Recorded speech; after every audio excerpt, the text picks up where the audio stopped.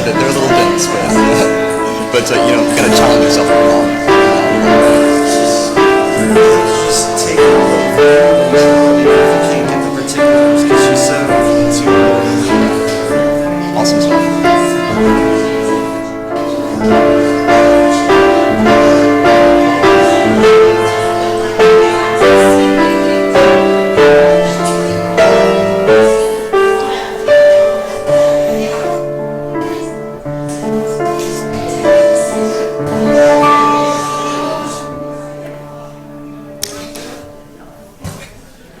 Good morning,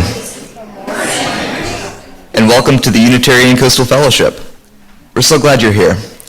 Ours is a pluralistic faith community that draws wisdom from the world's religions as well as our own experiences of the divine, and we choose to come together into a covenantal community. We believe in deeds, not creeds, and that what we do in this life matters, because not all of us agree about what happens in the next life, or even if there is a next life. I'm Philip Strickland, your worship leader today. Also with me are Sarah Sutherland and Barb Thomas, who will be sharing in the message today. A big thank you also to our ushers, John Brobst and Susan Fetzer, and Ken Young. And, our accompanist, Megan Smith, and to the tech team today, Ken Young and Martha Kenworthy. Yeah. Karen is out today, unfortunately, so we're having to scramble a little bit and figure out what we're going to do today. But do we have any visitors in the sanctuary today? Anybody new? It's okay.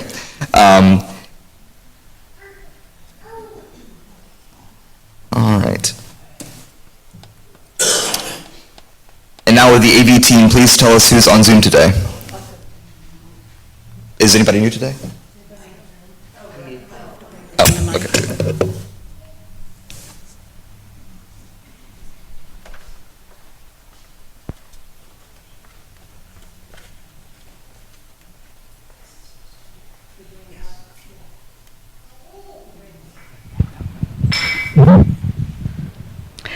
Today on Zoom we have Dan Phillips, Karen Baggett, Erica Jimenez, Kay and Daryl Lynch, Sally Davis, and Joan Burton. All right, we've had everybody.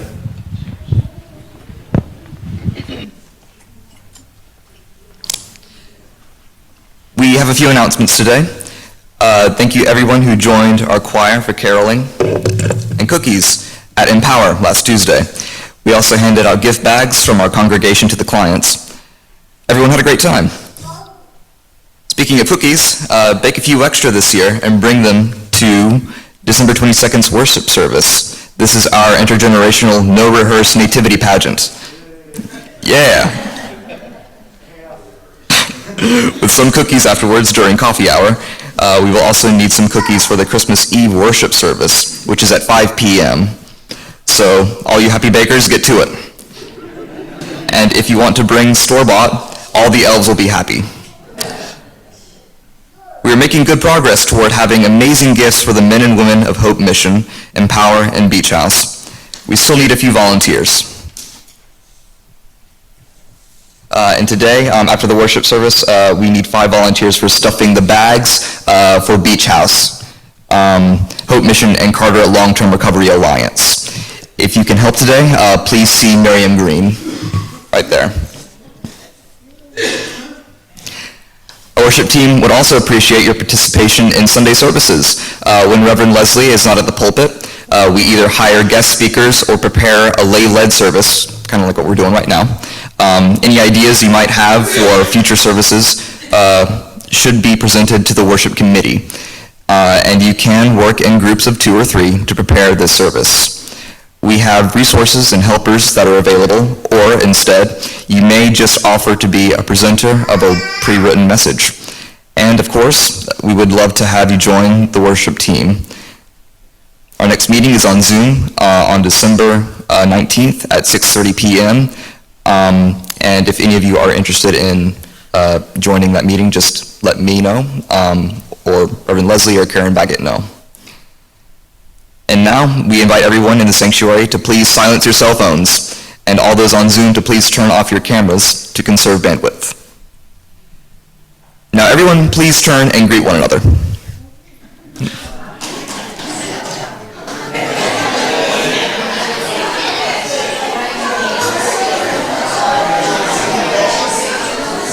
Good job.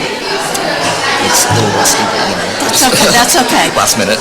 And then, okay. Okay, then you ring the chime and then I'll, Oh, where is that? this.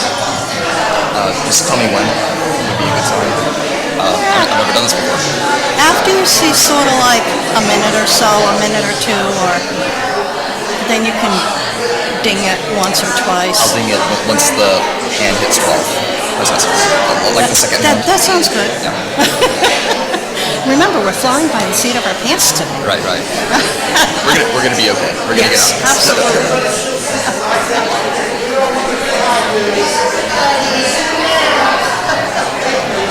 Well, I think the kids, some of the kids, made some Christmas trees. They did? Oh. Okay. So Christmas ornaments on the tree? Or Christmas ornaments on the The tree? kids, Friday night at the, Oh, Friday night. Friday night, they made some Last Friday. Christmas ornaments for the tree up Okay. front. All right. Yeah.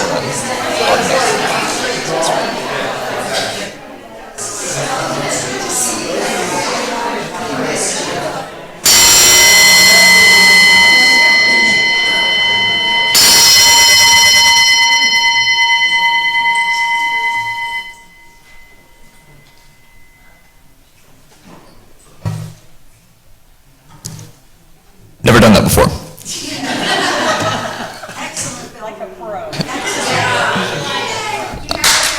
Yeah. All right. So I was just reminded of another event, another announcement. Last Friday night, the kids put together some really, really wonderful Christmas ornaments for the Christmas tree out at the front. So if you want to stop by and take a look at those, appreciate those, I'm sure they would appreciate that as well.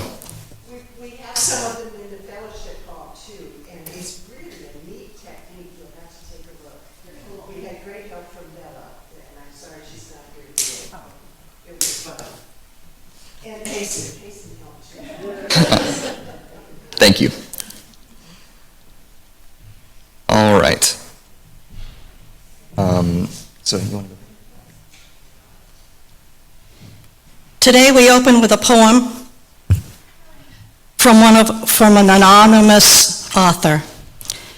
May we be reminded here of our highest aspirations and inspired to bring our gifts of love and service to the altar of humanity. May we know once again that we are not isolated beings, but connected in mystery and miracle to the universe, to this community, and to each other. Come, let us worship together. Hallie, would you like to light the chalice and the peace candle? Today's chalice words are from Kathleen McTeague. We light this chalice to remind ourselves to treat all people kindly because they are our siblings, to take good care of the earth because it is our home, to live life full of goodness and love because that is how we will live and become the best people we can be. We light this chalice to celebrate Unitarian Universalism. This is the church of our open mind. This is the church of the loving heart. This is the church of the helping hands. May the light around us guide our footsteps and hold us fast to the best and most righteous that we seek. May the darkness around us nurture our dreams and give us rest, so that we may give ourselves to the work of our world. Let us seek to remember the wholeness of our lives, the weaving of light and shadow in the great and astonishing dance in which we move. We also light the peace candle to remind us that peace requires work. Peace is not just the absence of conflict, but the presence of justice.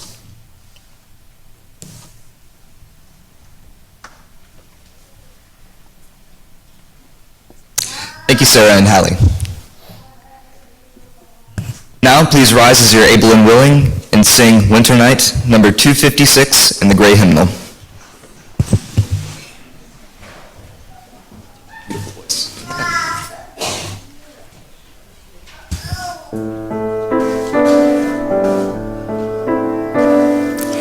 Winter night, clear and bright, a weary world is sleeping, and then a cry fills earth and sky, a newborn child is weeping.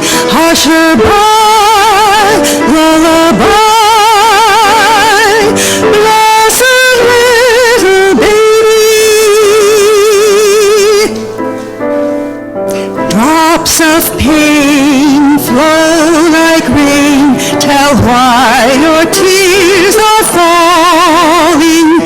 For humankind, so frail, unkind, or for your own life's calling. Hush-a-bye, lullaby, blessed little baby. Holy child, every child, your life will have its season, and each new day your heart may pray for grace, for peace, for reason. Hush-a-bye, lullaby, blessed little baby.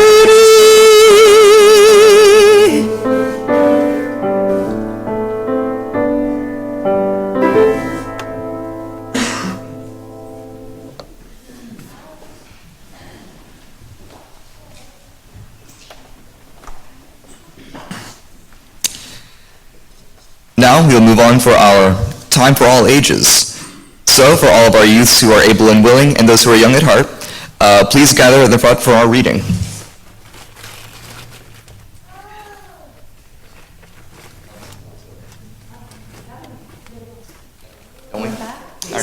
Payson's going back? Is he? Okay. So, can we sing them out? No, maybe not. Okay. I think Payson's the only one that's going back today. Do we have anybody else? Okay. Oh, he's sinking. He's going to be under the chair in a minute. Hold on. God, I can just say it up here at the podium. Yeah. Read the book. Okay. Goodbye. Okay. Today's story is Keeping Warmth in a Bag. This tale comes from the Dincho and Satu Dine of Canada, as reported by Robert Bell. In the beginning, before there were people, there was a long winter. The sun remained hidden by low, black clouds. It never stopped snowing. The sky was black, and the earth was white with snow and ice. After this had been going on for 3 years, all the animals got together for a big council about what they should do. They were freezing and starving to death. All the four-legged animals, the winged ones, and the scaly creatures of the sea attended. The animals agreed that it was the lack of heat and the absence of warmth that made the winter go on and on. They saw that no bears had come to the council and realized that, in fact, no bears had been seen for 3 years. One wise animal said, "Maybe the bears have something to do with our suffering. Maybe they're keeping the warmth to themselves. Let's go find out. So they formed a search party consisting of the wolf, the fox, the wolverine, the bobcat, the mouse, the pike, and the dogfish. At this time, the bears were living in an upper world high above the earth. The search party was lucky enough to find a hole in the sky through which the animals could enter. Wandering about in the upper world, they came to a lake. On its shore stood a hut with a fire burning out in front of it. And inside they found 2 bear cubs huddling together. "Where is your mother?" the animals asked. "She went out hunting," answered the little bears. The visitors looked around and saw a number of bags hanging from poles. The bobcat pointed to the first one and said, "What's in that bag?" "Our mother keeps rain in that one," answered the cubs. "And in this one?" inquired the mouse. "It's full of winds." "Ah, and that one over there," said the fox. "Oh, she keeps fog in that one." "And this one here," said the wolverine. "What does she keep in this bag?" "Oh, we can't tell," said the cubs. "It's a secret. Our mother would not let us tell anybody what's in that bag." "Oh, come on, we're friends," said the wolf. "You can tell us." No, mother would beat us if we tell." "But she doesn't have to find out," said the bobcat. "We won't tell on you." "Well, in that case," said the cubs, "this is the bag where she keeps the heat." "Thank you, kind little bears," said the mouse. "You told us all we needed to know." The party of animals went outside and held a council. They resolved to hide so that the old bear would not see them when she comes home. But first the mouse jumped into the bear's canoe and gnawed almost entirely through the handle of the paddle. At last, they saw the mother on the far side of the lake. The bobcat quickly ran around the lake and, changing himself into a plump caribou calf, appeared in front of the mother. "Quick, quick, children," the mother shouted.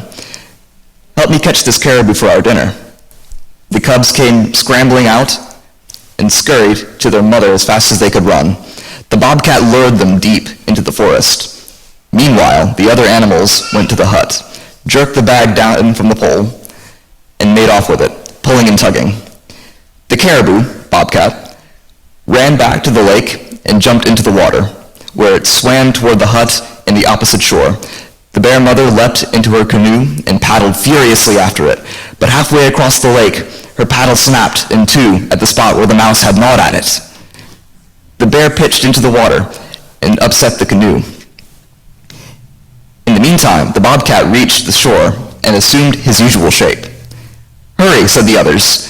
"That bear will be after us." The animals took turns pulling the heavy bag full of heat toward the opening that led to the world below.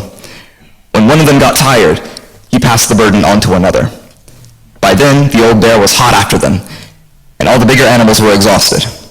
But the pike and the dogfish were still fresh. Fresh fish. And at the very last moment, with the bear's teeth snapping at their heels, they managed to pull the bag through the hole in the sky. The whole party slipped safely through the opening. As soon as they were in their own world, they tore the bag open. At once, the heat rushed out, spreading in every direction, melting the snow and ice, dispersing the black clouds, and making the sun shine again. However, the melting water caused a great flood, which covered the world and threatened to drown all living creatures. At this time, the earth had a giant tree, which reached high into the sky, almost to the world above. To save themselves, the animals climbed up to its highest branches and cried, "Somebody, help us!" Out of nowhere appeared a giant fish who drank up all the floodwater, and in the process himself becoming a great mountain. After that, the sun dried up the land, the trees covered themselves with leaves, the flowers bloomed, and it was summer again, to the joy of all creatures.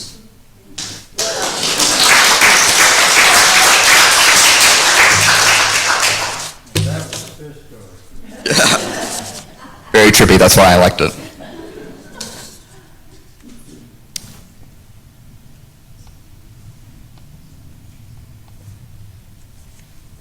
Now we're going to do joys and concerns. Every week we make some space and time to be human and celebrate our joys and grieve our sorrows together. Each of us come to this place with lightness and heaviness in our hearts. As we share that heaviness, we grow lighter. As we share our lightness, we take on the heaviness of others. As we share, we grow in love. Should we wish to share a personal joy or concern about a person or persons in your life, there is a piece of paper to fill out in the basket on the way to the chalice over in the corner. After that, after our ritual, I will read these personal joys and concerns to the congregation. We line up over by the wall, to the right, and you can line up down this hall, this pathway here, and come up one-on-one and put your joy or concern, pick a rock or a shell.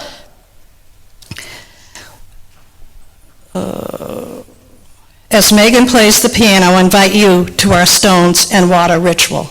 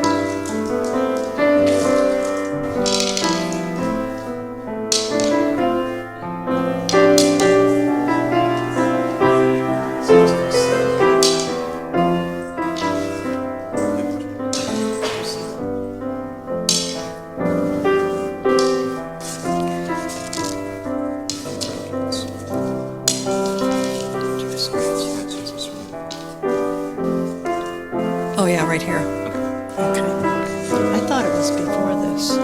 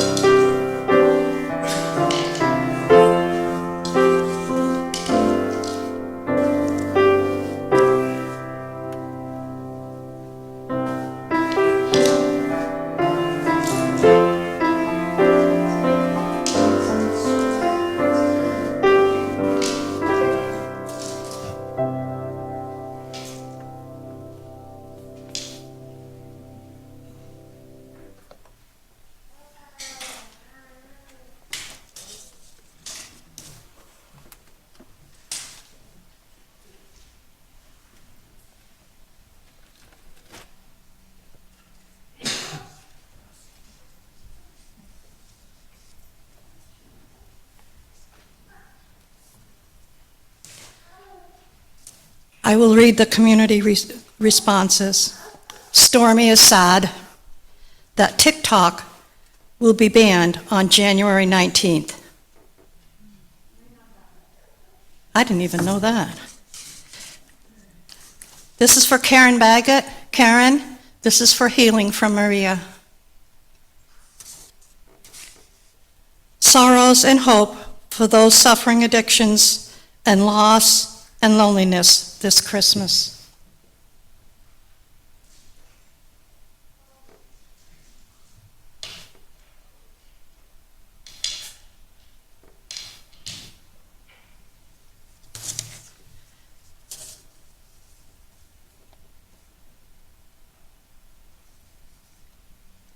We hold in our hearts people here in our community who are struggling with depression during the holiday season and post-election environment. May you find rest and relief. We drop a stone to celebrate the ceasefire between Israel and Hezbollah. May they have lasting peace.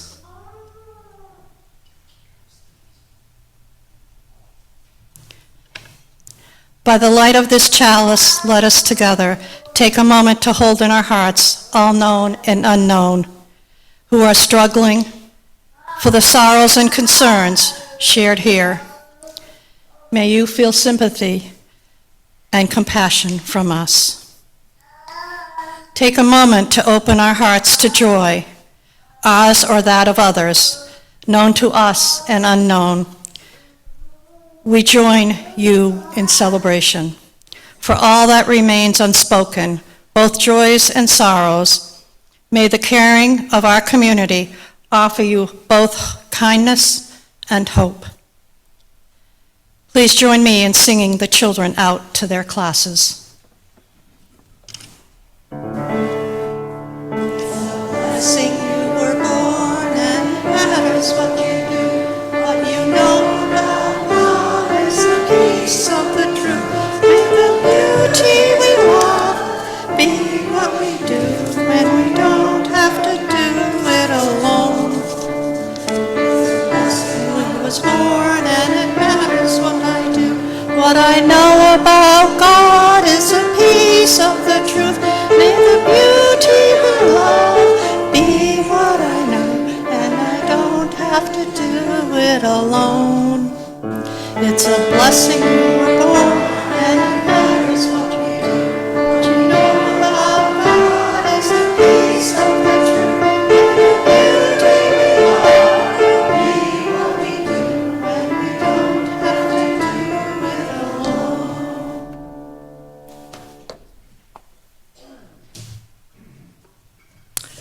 Good morning.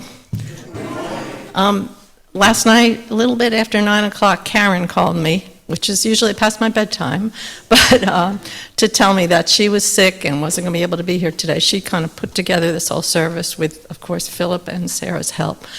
And she just wanted me to read her reflection for her today, but I know she would want me to thank Sarah and Philip for quickly putting this, pulling in and doing all the things that she was going to do today. So when I say I in what I'm reading, think Karen, not me. Okay. This time of the year, I really enjoy the songs of the season, whether they celebrate the reason for the season, the winter solstice, or the longing for love and peace. Just a note on the solstice. Philip says I'm an optimist because I refer to it as the shortest day, while he is a pessimist because he refers to it as the longest night. Where'd he go? There it is. Okay. My father's family was a musical family, and we often sang carols around the piano.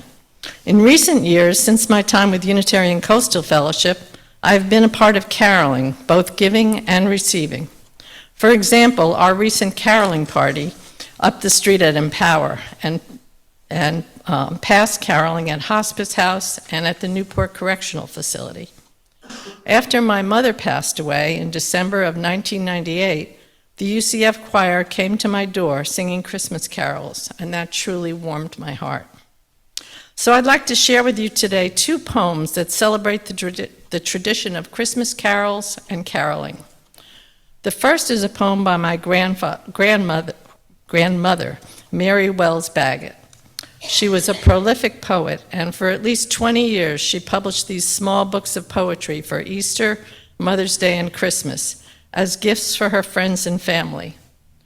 I would like to read her poem titled The Bells, 1947, which I know is the year Karen was born, because she's the same age as me.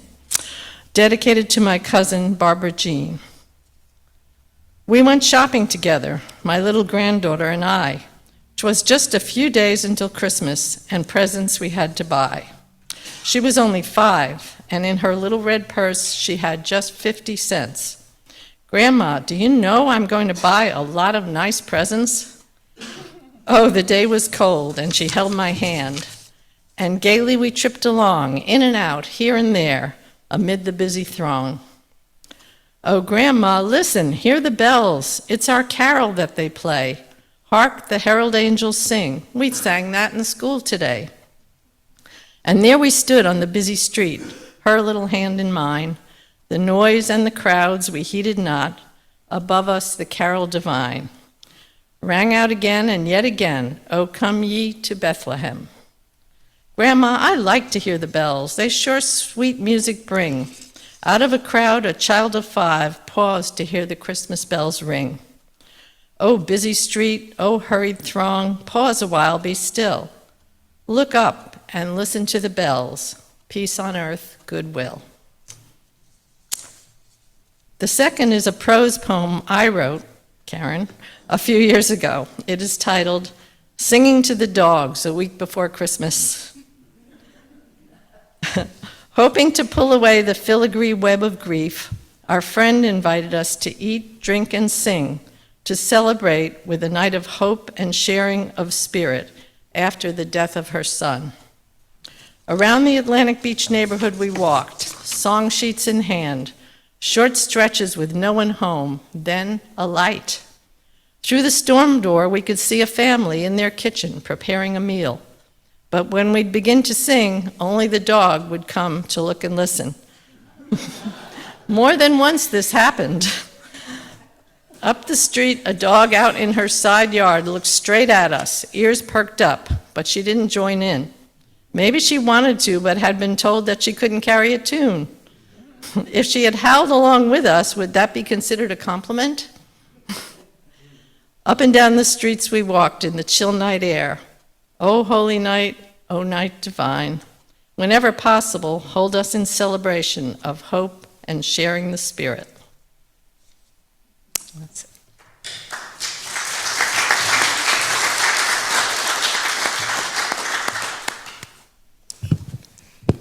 Thank you, Barb and Karen. Okay, so that was beautiful. But now it's time for a lecture. My reflection is titled "The Will to Give," for reasons that should become quite apparent as I go on. Now, the concept of reciprocity, that is, giving people things and then they give you something back, in a cyclical fashion, is for me the medium by which everything and everyone is bound and interwoven. To other people, our institutions, our environments, and to the universe as we know it. It's a very simple concept with limitless cultural iterations. I give you something, you give me something in return, and our relationship is reinforced by the transaction. We decide to do this every so often, say once a year when it gets chilly, often out of a sense of obligation to our friends, family, co-workers, or even society as a whole. Now, in late 2021, when life returned back to East Carolina University and the COVID-19 pandemic started to wane a little bit, I and several other students decided to hold a multicultural winter festival holiday gathering, where we played games, exchanged gifts, and brought foods inspired by other winter festivities from around the world. It was a humble get-together, but we had fun, and by the end of it, we felt that this was a tradition worth keeping. It was a kind of meta-festivity, a winter celebration of winter celebrations. But such an occasion begs the question, what's the point? Why do people buy things for each other anyway? And why the pomp and circumstance? The short answer, tradition. The long answer, well, in 1925, Marcel Mauss, a French anthropologist, published The Gift, Forms and Functions of Exchange in Archaic Societies. In this work, Mauss theorized that the main reason we exchange gifts is to articulate and maintain social ties, institutions, and obligations. I'm going to repeat that because it sounds vaguely important.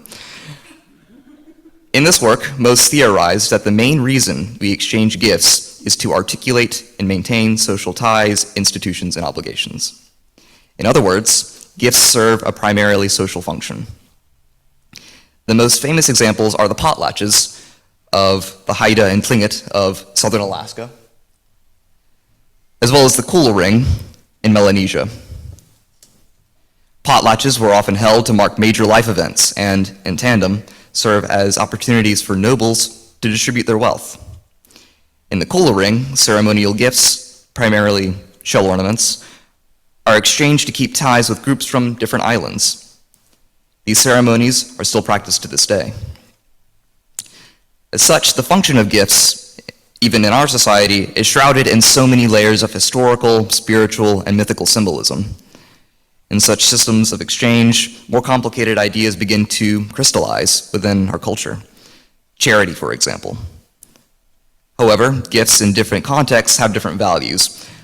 If I give a random person a gold chain so she doesn't fall into medical bankruptcy, then it's a form of charity.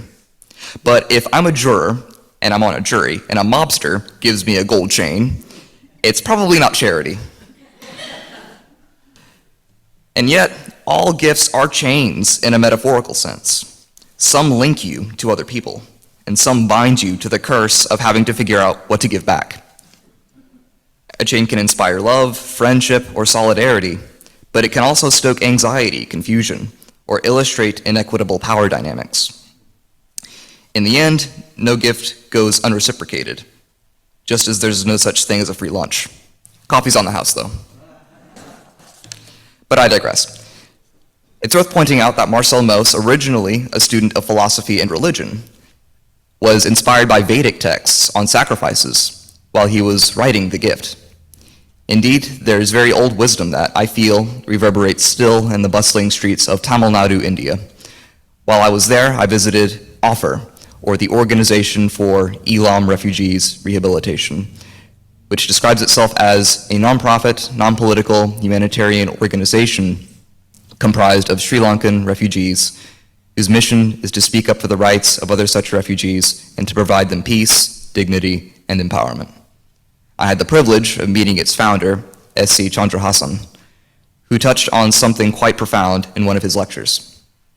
He made it quite clear that for all the work that OFFER does, the question must always be asked, what are the contributions of the beneficiaries? How can we help them help themselves? In this way, salvation is not only given or obtained, it is liberation sustained. Here, I was reminded of the maxims of Thiruvallur, a Tamil poet who likely lived around the 5th or 6th centuries CE.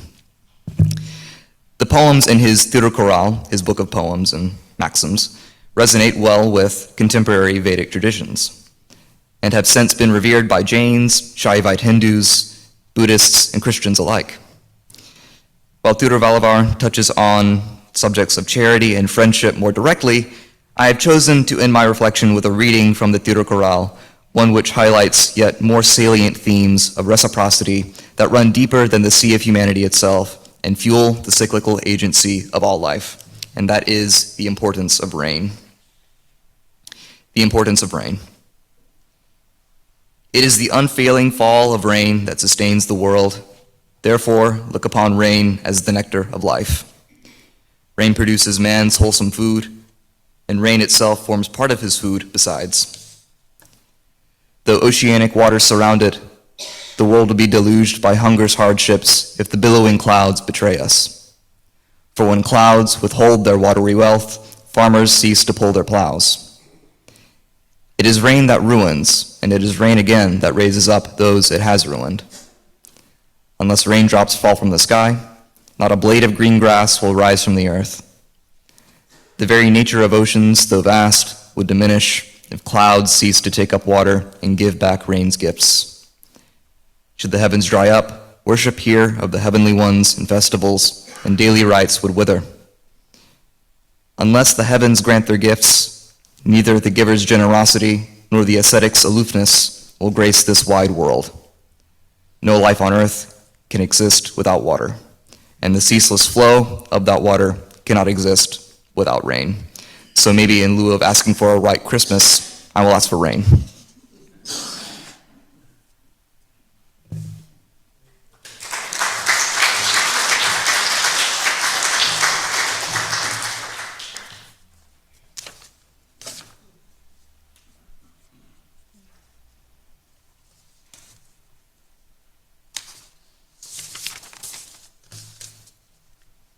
Homestead.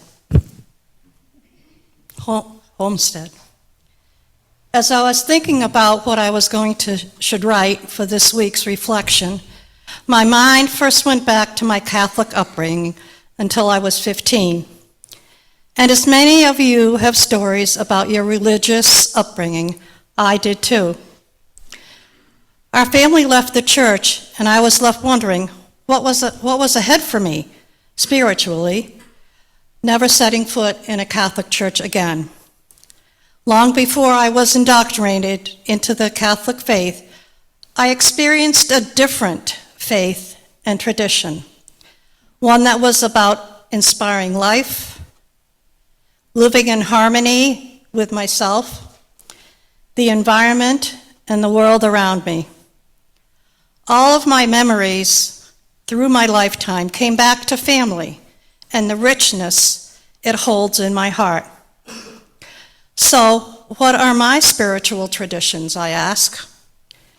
Growing up on a 300-acre, 7-generational farm in New Hampshire, I could go anywhere I wanted to. I had free reign. Of course, when I was little, I could not go up high in the sugarbush woods because of the coyotes. Up there, it was too dangerous, Dad said, so I had to stay down in the fields, jumping the brooks, playing and hiding in the hayloft, running in the fields, where I would play and always watched for the cows and Billy, the bull. Our barn chores were done at the end of the day. It was my free time.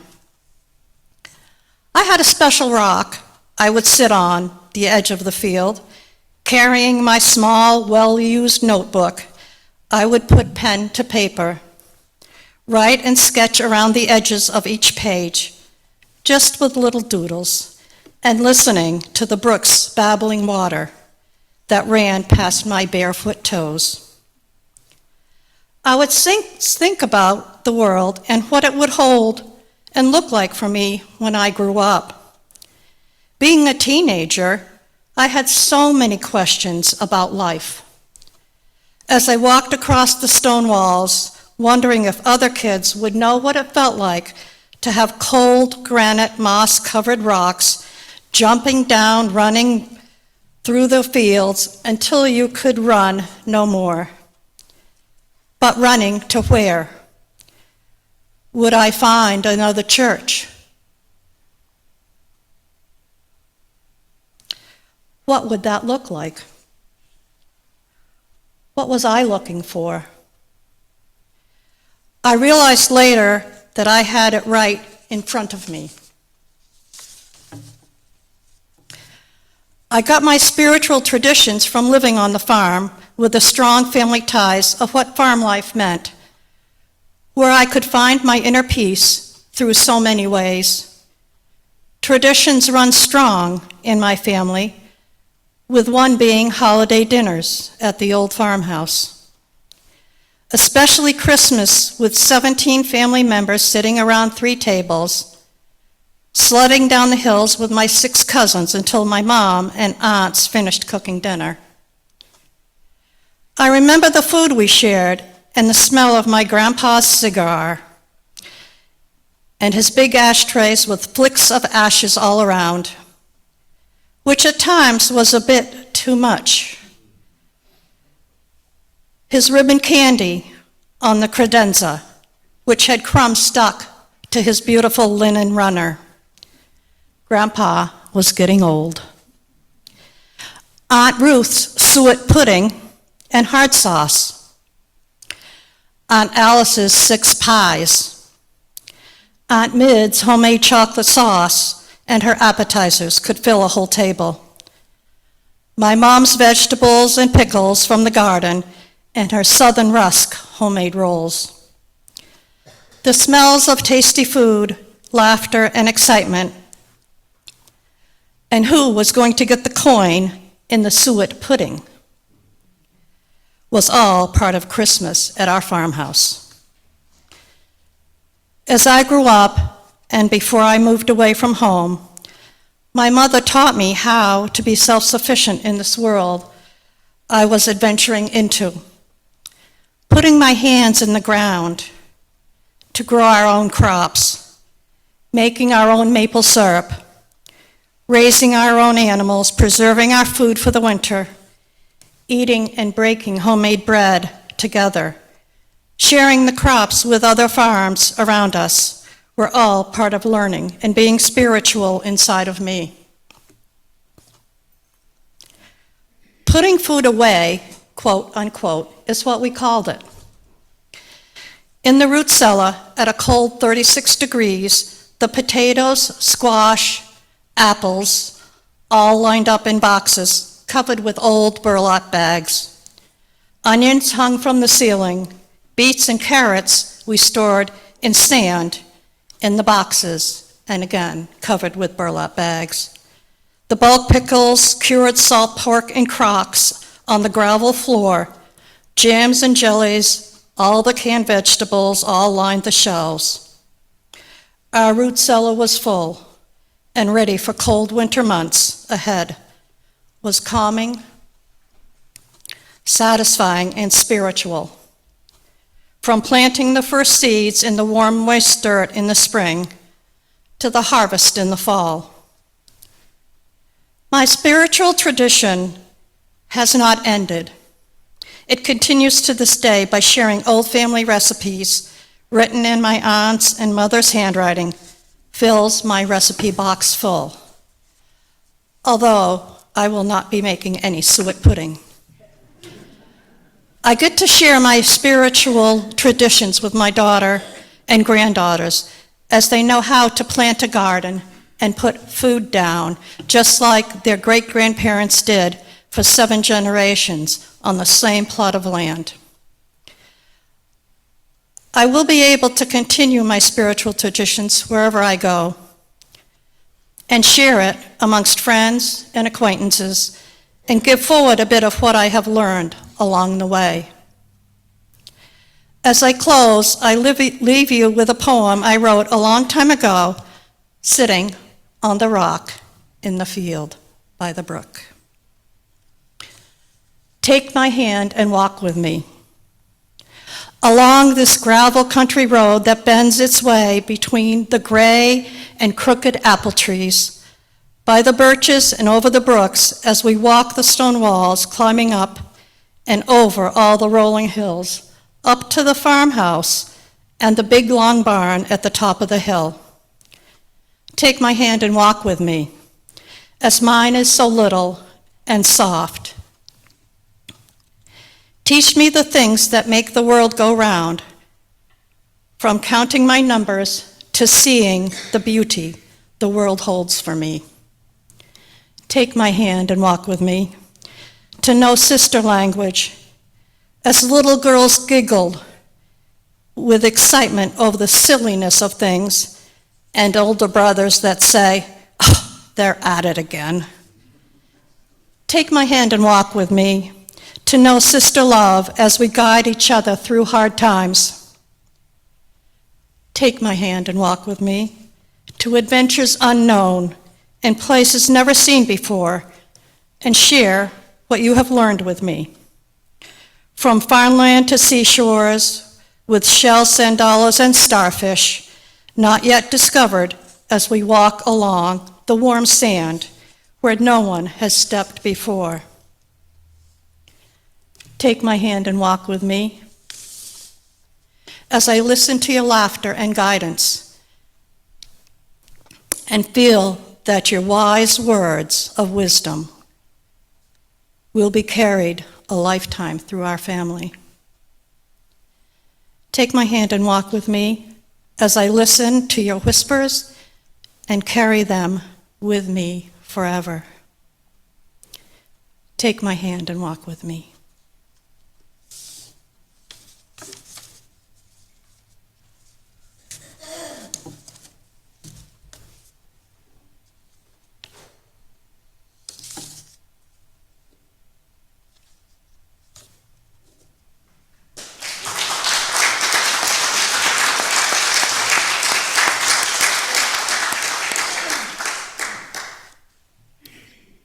Thank you so much, Sarah. Now I invite you to take a few deep breaths and move into a moment of silence and meditation. Following our meditation, we will remain seated to sing hymn number 55, Dark of Winter, by the famous poet Nikki Giovanni, passed away December 9th at the age of 81. Be still and listen to winter poem.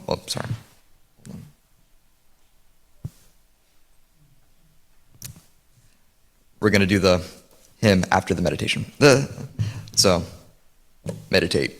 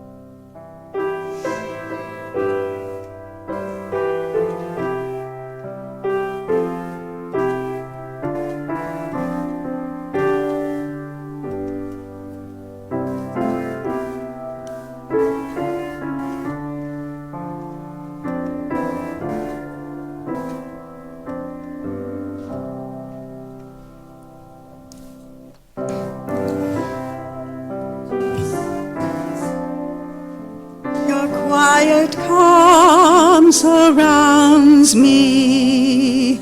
Let my thoughts go where they will. Ease my mind profoundly. And then my soul will sing a song, a blessed song of love eternal. Gentle darkness, soft and still, bring your quiet to me. Darkness, soothe my weary eyes, that I may see more clearly. When my heart with sorrow cries, comfort and caress me, and then my soul may hear a voice, a still small voice of love eternal. Darkness, when my fears arise, let your peace flow through me.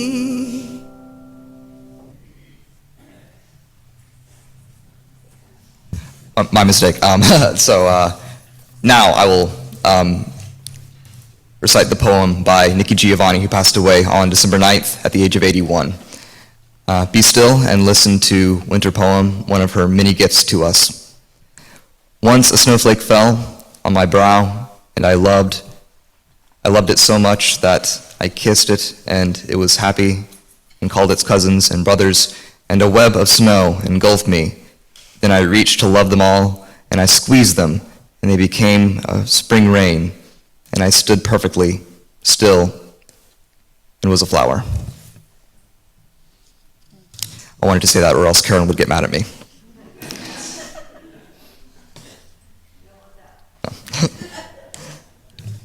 Okay, so every month, the Social Justice Committee selects a nonprofit organization to share the plate with UCF.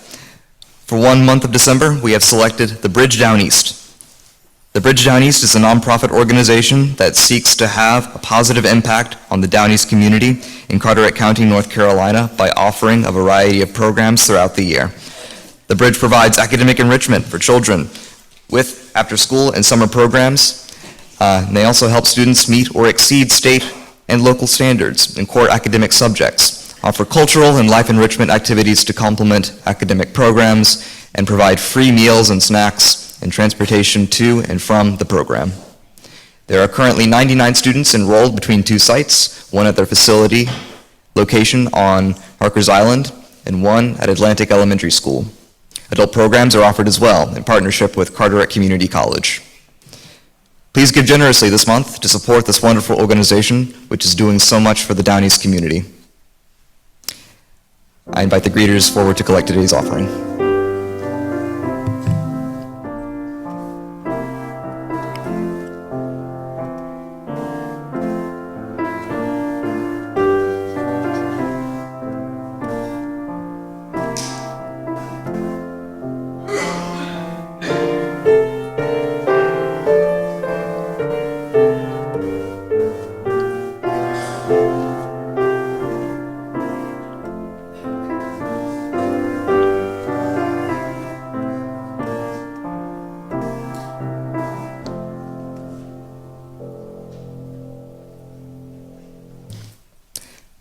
Please join in blessing this offering with hymn number 402, From You I Receive.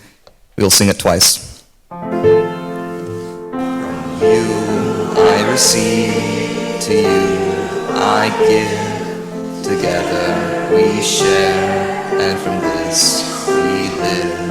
From you I receive, to you I give, together we share, and from this we live.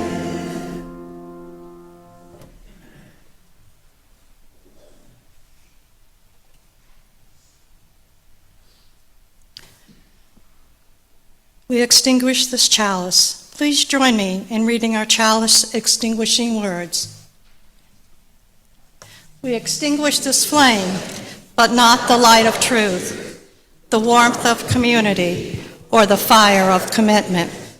These we carry in our hearts until we are together again. And now Maria will help us with Espanol.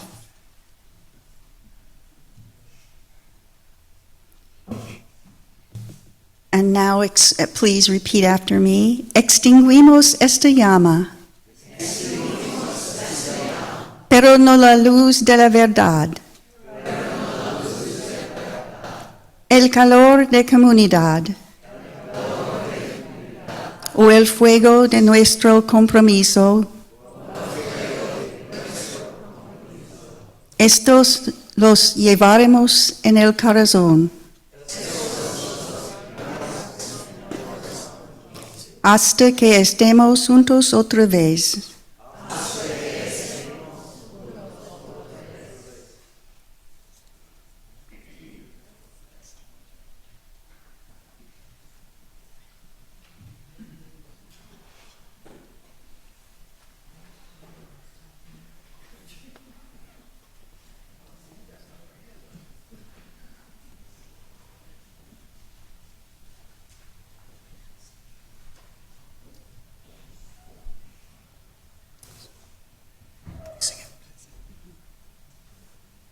Okay.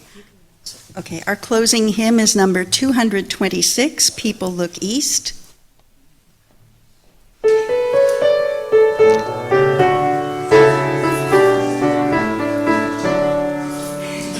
People look east, the time is near, of the crowning of the year.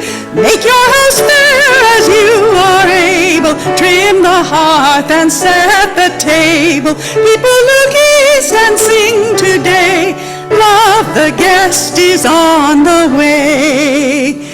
Furrows be glad, the earth is bare, one more seed is planted there. Give up your strength, the seed to nourish, that in course the flower may flourish. People look east and sing today, love the rose is on the way.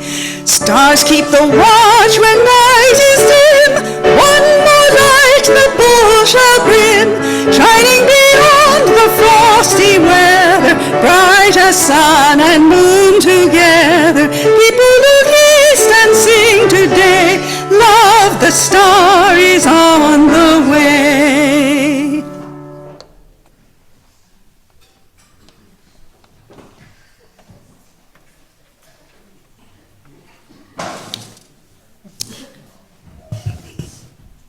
For the benediction, it is a UCF tradition to join hands and form anything close to a circle, or if you prefer, you may remain in the center surrounded by our love.